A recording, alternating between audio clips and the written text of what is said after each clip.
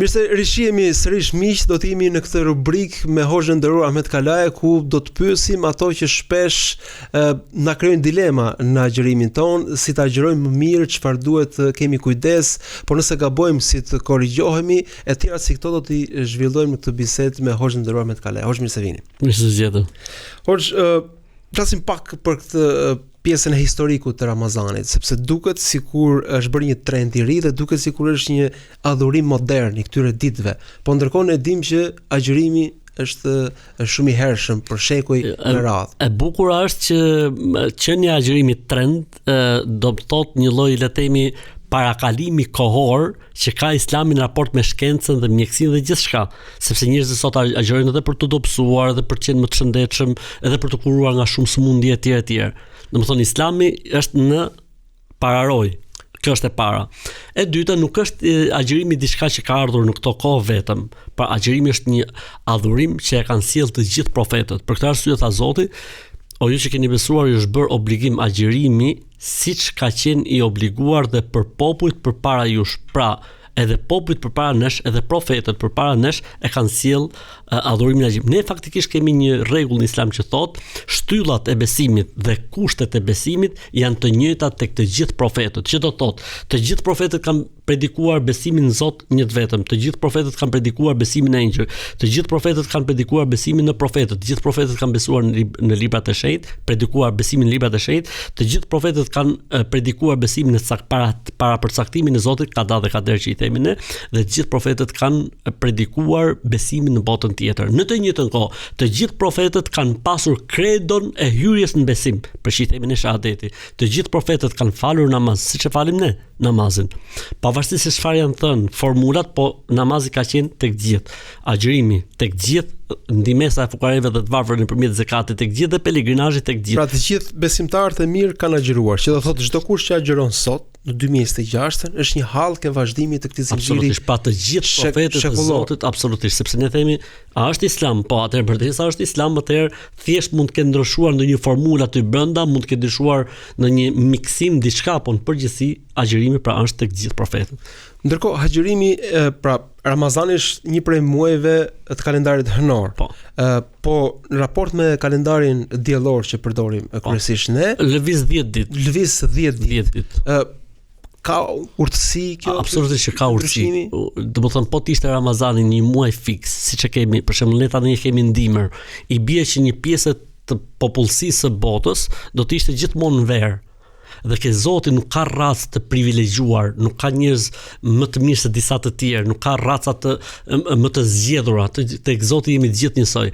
Atëherë dhe adhurimin e Zotit ne e bëjmë njësoj. Pra, dikush e shijon verë, dikush e shijon dimër, ne për shembull tani në këtë kohë shijojmë dimër dhe afërsisht për 25-30 vite do ta shijojmë dimër.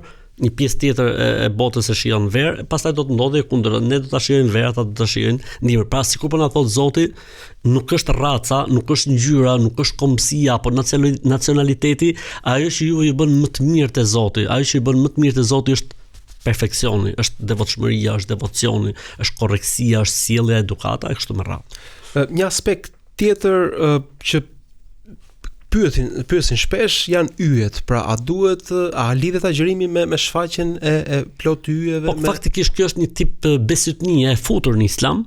Ne muslimanët e çelim ose siç thuhet në gjuhën popullore e prishim kur perëndon dielli. Pra në momentin që topi i diellit bie në nivel pra zhduket dielli le të themi, atëherë ne ose me ezanin e akşamit që mos ta filozofojmë. Pra në momentin që bie dielli, pra në momentin që perëndon dielli dhe thirret ezani e akşamit, ne e çelim.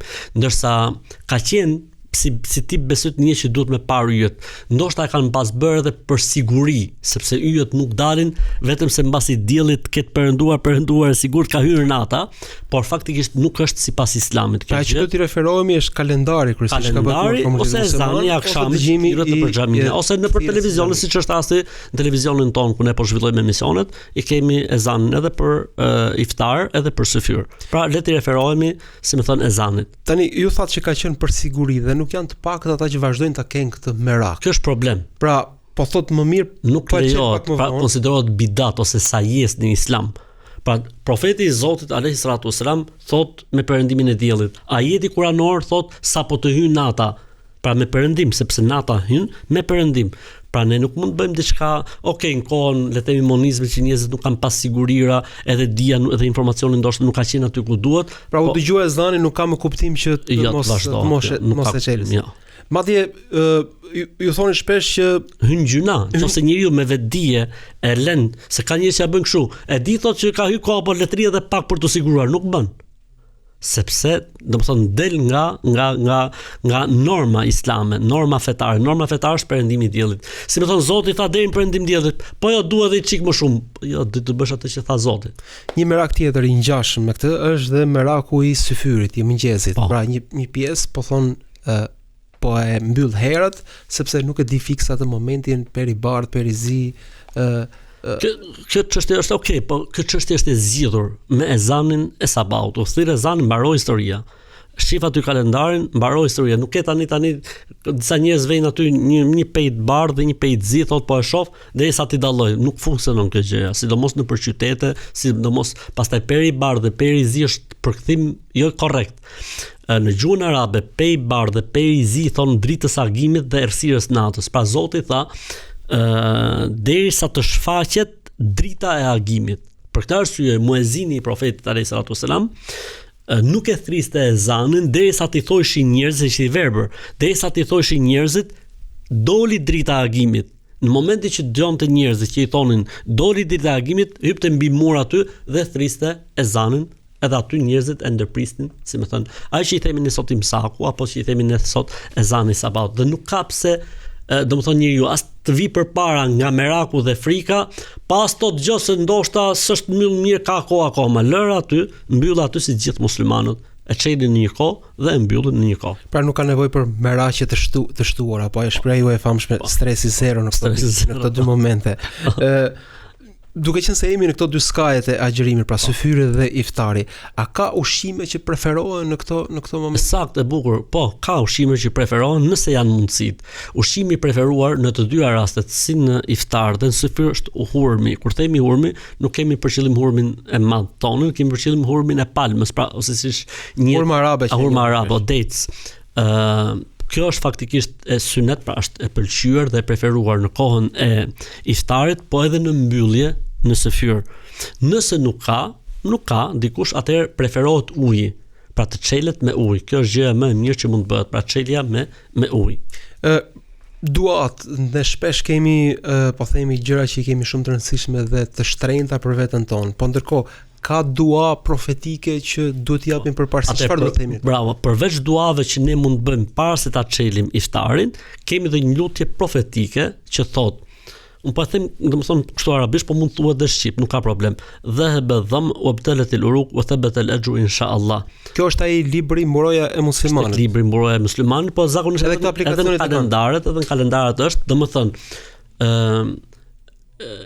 etja iku damarët ose fyti u lag, shpërblimi u regjistrua me lejen e Zotit. Pra edhe se vapin, si më thonë, e morëm, po edhe në jetë u rikthyem, sërish. Kjo është ajo lutje që preferohet bëhet, nëse dikush nuk e bën, ose nuk e din, ose e thot shqip, e morëm shpërblimin inshallah, o Zoti i madh, o Zot na e pranon, është në rregull. Tani, ndonjëherë nga ngutja, nga nxitimi, harrojmë të themi dhe bismillah kur ham, po themi iftar.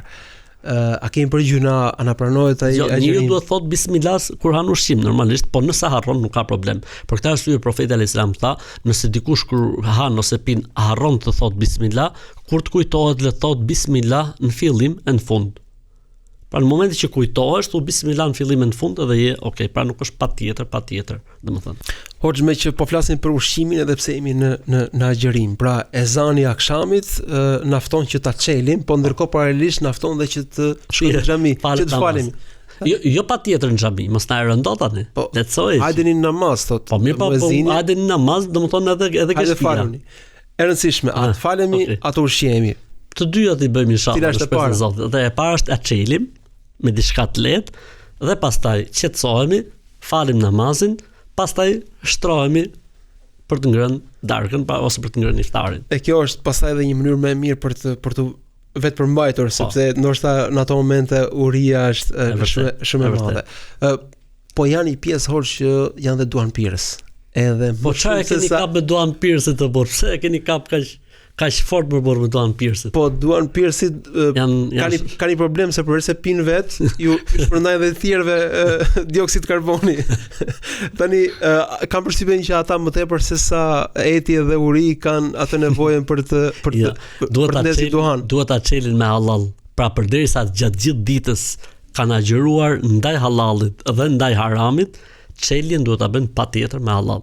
I këshilloj për hatër të Zotit që kur ta çelin ose me hurma ose me ujë. Se çfarë bën më mbrapa pastaj nuk ka një pa gjunahe. Edhe ne të dy jemi gjunafçar, kështu që duhan spin pak në ja, shqyr Zotit. Ja.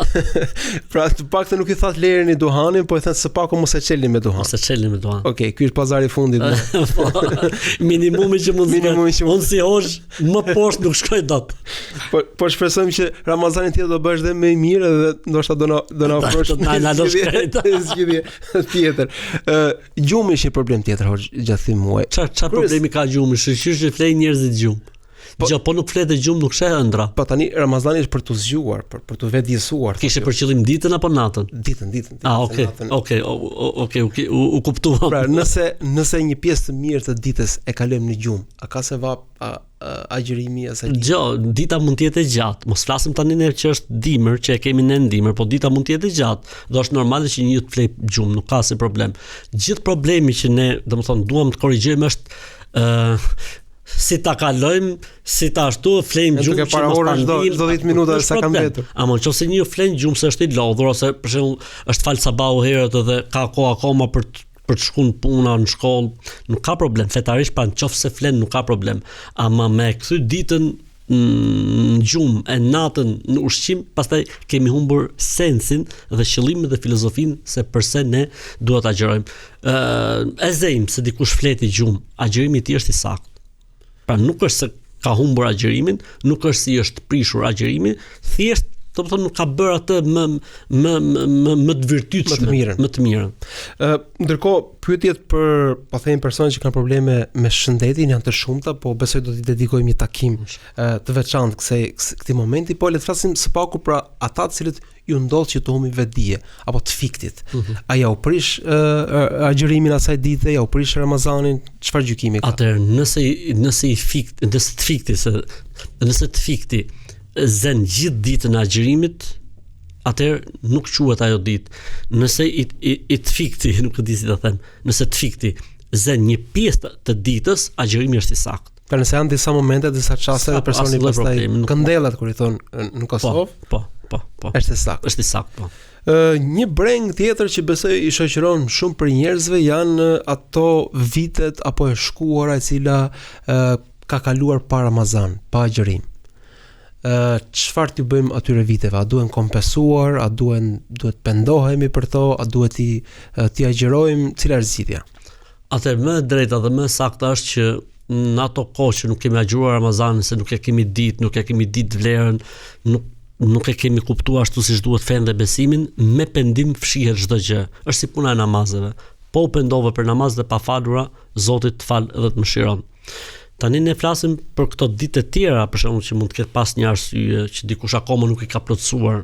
Edhe kjo domethënë. Pra ka njerëz që ndoshta kanë qenë udhëtim ose kanë qenë të smur. Nuk është plotësuar akoma dhe po vjen Ramazani, si më thon, ka ardhur Ramazani. Është borxhi nga Ramazani vjetshëm, po ka trokitur i riu ndërkohë. I riu. Atëherë në këtë rast agjërimi i të riut është i saktë dhe nuk bie obligimi i ditëve të mbetura nga Ramazanët e mëparshme. Faktikisht ky është një siklet i madh për motrat besimtarësh, të cilat kanë qenë 7 zëna dhe pastaj kanë qenë gjithënëse.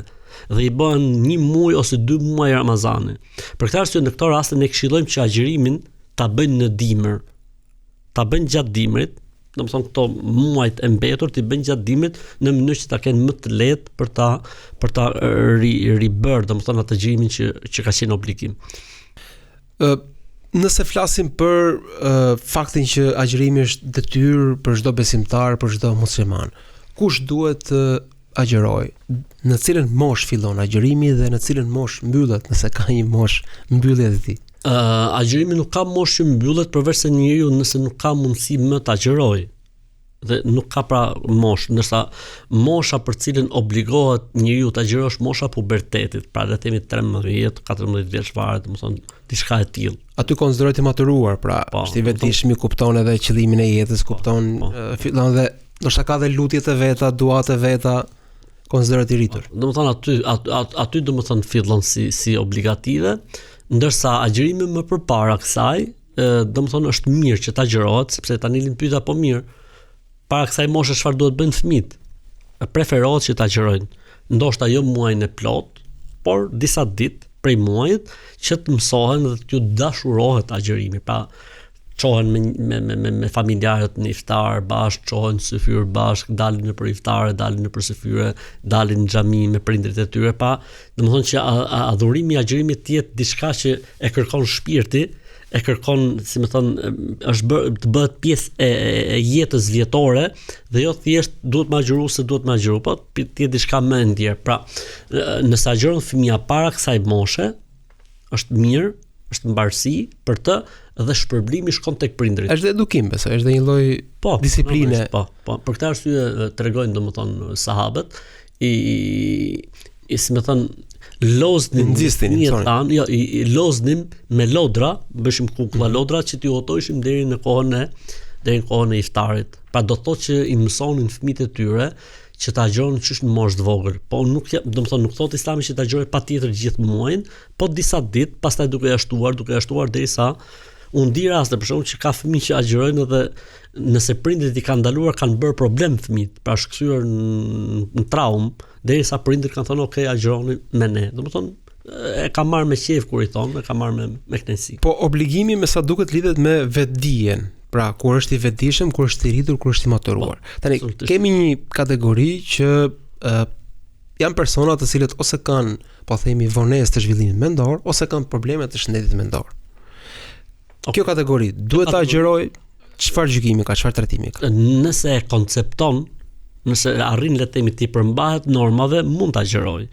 Nëse nuk e koncepton dhe nuk arrin dot të përmbahet normave, nuk e ka për obligim ta agjëroj, mirë po krye familjari ushqen një të varfër çdo ditë për fëmijën e tij për shembull që nuk ka arrit akoma të mundësinë apo ndoshta edhe nuk ka gjëra dot, mund të jetë një familjar i një moshe tjetër, për shembull le të themi mund të jetë prindi në një moshë që s'kap më, domethënë se nuk agjeron dot më, se ti the kur mbaron the kur njeriu s'ka mundësi më. I mbaron, po themi, aspekti shëndetësor ose edhe vetdia. Po.